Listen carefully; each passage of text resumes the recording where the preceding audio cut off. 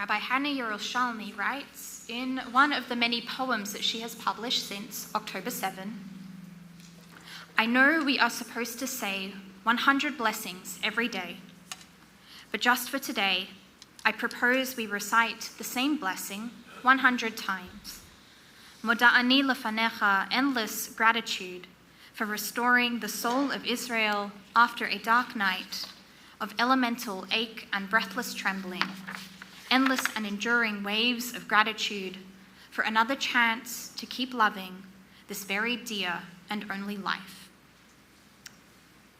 The Talmud in Tractate Menachot teaches us that we are to quite literally count our blessings and are in fact obligated to recite no less than 100 blessings a day.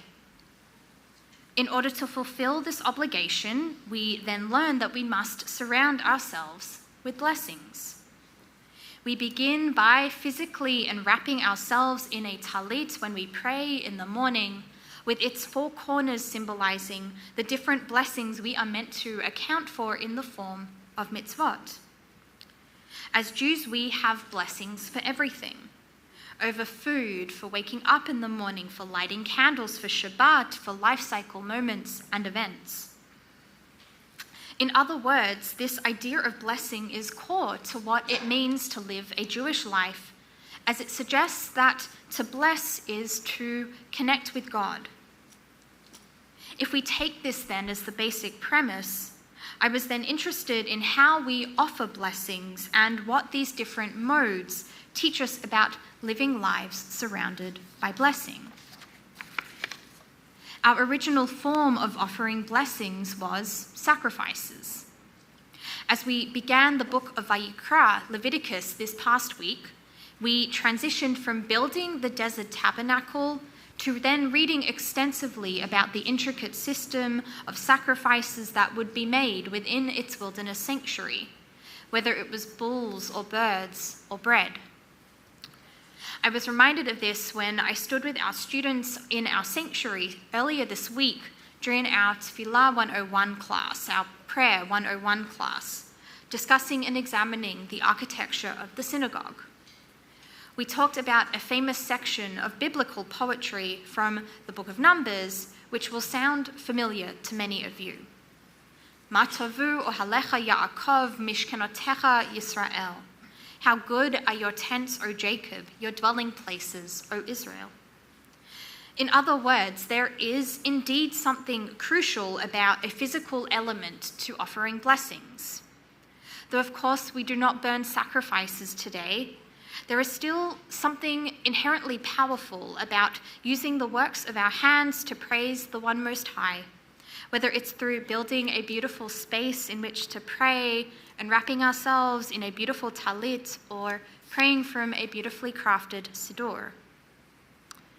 Our biblical ancestors, it seems, felt or knew that if we were able to see something or touch something, then maybe, just maybe, we would believe it and it would become real.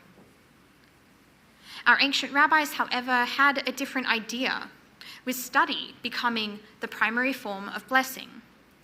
With no temple in Jerusalem to bring sacrificial offerings to following its destruction, the sages needed a new system by which their people could become closer to the divine.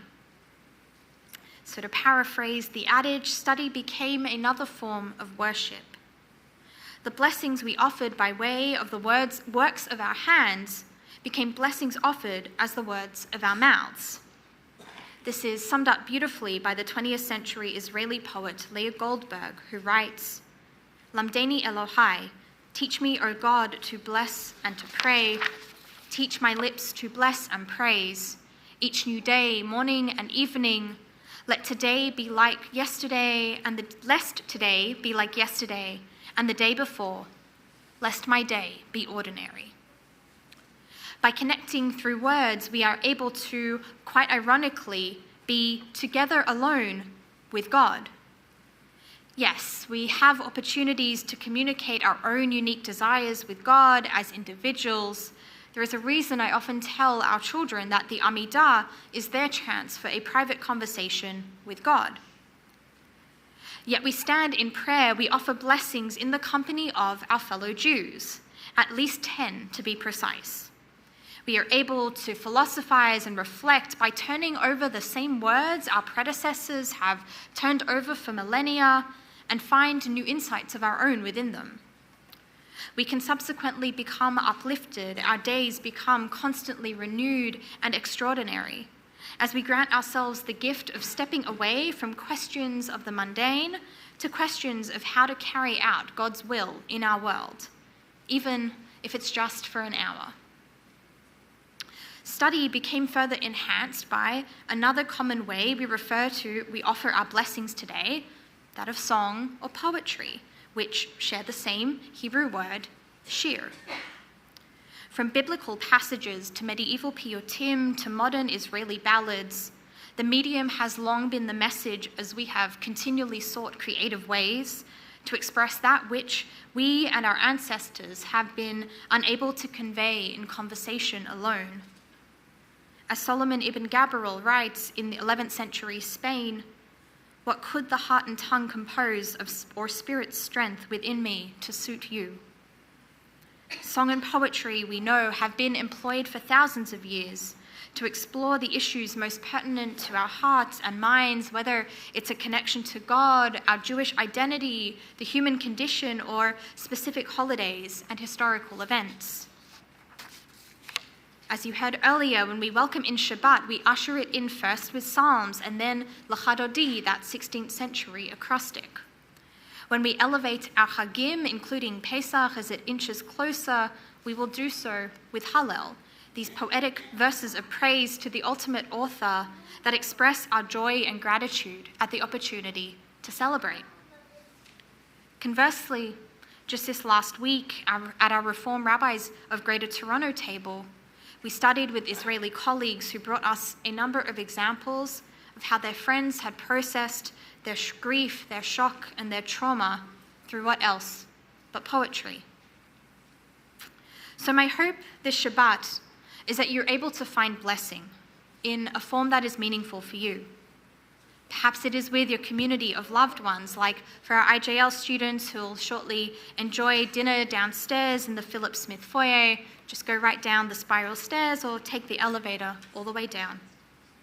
Or perhaps it's through poetry itself as we continue our Toronto Jewish Poetry Exchange with a number of different events I want to call your attention to. So firstly, during Torah study tomorrow at 9 a.m. in person and online in the boardroom with our guest poets Adam Soul, Deborah Leipziger and Alicia Kaplan and Deborah Leipziger. They'll lead us in learning, and this learning is in honor of our congregants, Carol Sterling and Elliot Jacobson's many years of leadership in the Reform movement. You can join us tomorrow night downtown at the Koffler Center at 6 p.m. to join with Jaffa Road and with our guest poets for some music and poetry workshop, kumsitz, bringing out Shabbat together, or what will be hopefully one of our most fun parts, joining with our young families on Sunday morning as our guest poets help us to usher in Pesach with Seder through the arts, various artistic activities, including poetry, that will help prepare our littlest blossoms for Pesach, with blessing being the theme of this Shabbat and weekend. So ultimately, I hope that you find blessing through what blessings do at their best, in restoring our souls and providing a sacred opportunity to love and to learn and to live from God and from one another. Moda ani lefanecha, perhaps it's by simply counting your blessings. May there be at least 100. Shabbat Shalom.